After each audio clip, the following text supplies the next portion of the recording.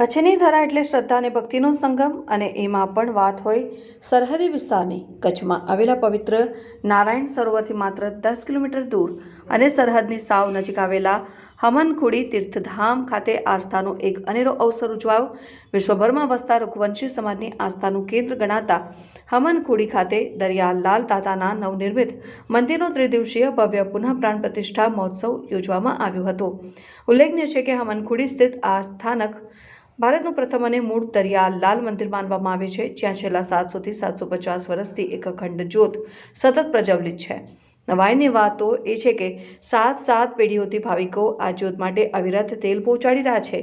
આશરે 5 વર્ષ પહેલા જેનો શિલાન્યાસ થયો હતો તેવું આ ભવ્ય મંદિર રાજસ્થાનના ભરતપુરના ખાસ બંસીપલ પથ્થરની કલાત્મક કોતરણી દ્વારા તૈયાર કરવામાં આવ્યું છે. આ મહોત્સવ નિમિત્તે રાત્રે એક શાનદાર લોક ડાયરાનું પણ આયોજન થયું હતું, જેમાં કચ્છના પ્રખ્યાત ભજનીક નિલેશદાન ગઢવી અને જાણીતા હાસ્ય કલાકાર સાઈરામ દવેએ જમાવટ કરી હતી. આ રૂડા અવસરે ભારતભરમાંથી મોટી સંખ્યામાં રઘુવંશી જ્ઞાતિજનો, સાધુ સંતો અને આર્મી જવાનો ઉપસ્થિત રહીને ધન્યતા અનુભવી હતી.